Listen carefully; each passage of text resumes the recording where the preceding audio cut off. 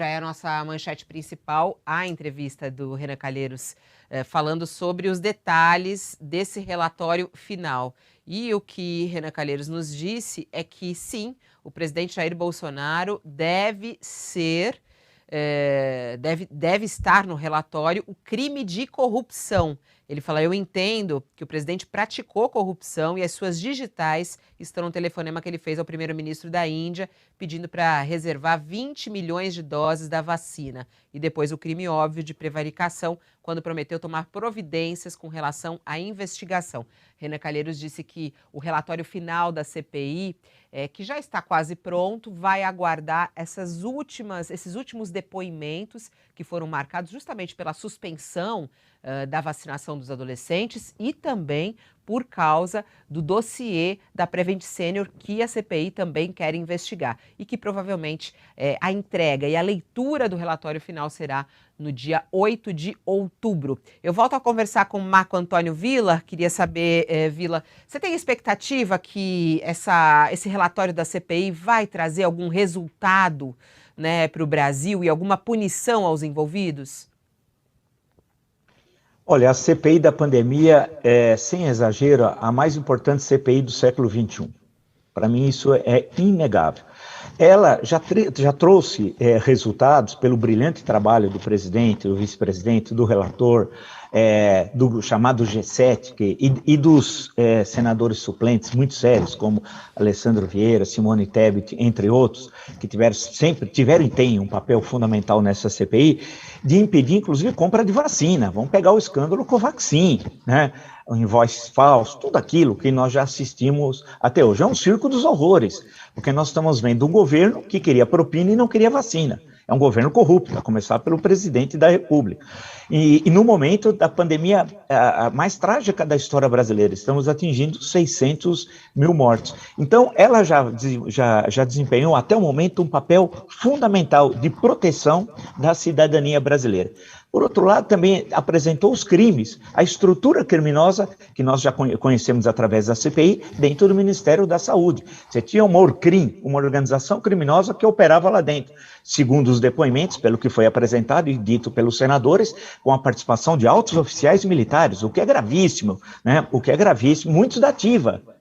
O caso do general Pazuello, que por incrível que pareça, é só no Brasil que uma pessoa como Pazuello chega a general de brigada, né? Ele é de general de 3 estrelas, em qualquer exército sério ele seria cabo, citando. Agora, essa organização criminosa foi a CPI que desvendou e apresentou. Vamos lembrar o episódio do Luiz Ricardo Miranda, o funcionário, irmão do deputado Luiz Miranda, que impediu aquele golpe, patrocinado, inclusive, de acordo com a CPI, até por políticos da Câmara dos Deputados. O relatório, pelo que a gente vê até hoje, eu acho que deve ser apresentado, como você falou, no dia 8 de outubro, porque ainda tem depoimentos muito importantes e certamente vai solicitar, porque a CPI, ela não tem, não é nem o Ministério Público, nem é do Poder Judiciário, ela vai solicitar o indiciamento do presidente da República em inúmeros crimes, crime de responsabilidade, crime contra a saúde pública, contra a administração pública, contra a humanidade, porque tem crime contra a humanidade, e aí deve levar o relatório, espero que leve, à Haia, né? Porque isso é muito importante, ao Tribunal de Haia, a Corte Internacional de Justiça, porque lá tem 2 tribunais em Haia, né? A Corte Internacional de Justiça e o Tribunal Penal. Tem de levar, né? Apresentar a tragédia que ocorreu no Brasil. O mundo conhece, mas não conhece em totum o que ocorreu.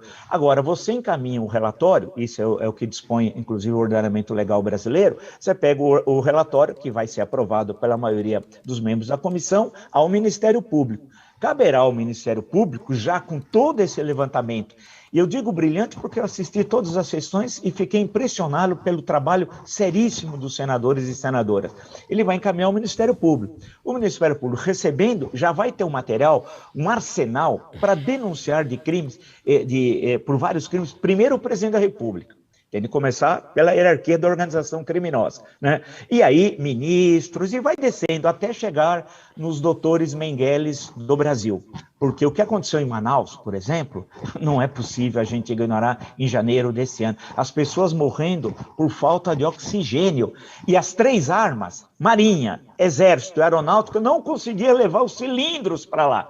Nós temos forças armadas tão bem organizadas que a Marinha não conseguia mandar um navio, uma fragata, qualquer embarcação por via fluvial a Manaus. A Aeronáutica, que tem o brigadeiro de festa infantil que ameaça o Brasil de golpe de Estado, não tinha um avião para transportar os cilindros. E o Exército, é difícil chegar lá por terra, eu sei, não conseguia transportar os cilindros de oxigênio. E sabe quem levou os oxigênios para a população manauara? O governo da Venezuela, né? O governo de Maduro, que não recebeu, por sinal, nenhum agradecimento por parte do governo brasileiro. O que aconteceu em Manaus foi um crime, e esses experimentos científicos, entre aspas, pseudocientíficos, na verdade, também têm de ser investigados. Eu espero que o Conselho Federal de Medicina, por fim, mas não menos importante, também haja. Eu gostaria de ouvir o Conselho Federal de Medicina uma palavra sobre tudo que ocorreu, porque nós temos a maior tragédia sanitária da história do Brasil. E não dá para simplesmente virar a página e falar assim, olha, vamos seguir em frente, não vamos olhar para trás. Eu gosto daqueles políticos bem tradicionais, eu não faço política olhando pelo retrovisor. Que isso, meu caro? 600 mil mortos? Não é fazer a política com o fígado, é fazer a política com o coração e falar que 600 mil famílias perderam seus entes queridos. Pô, não tem conversa, né?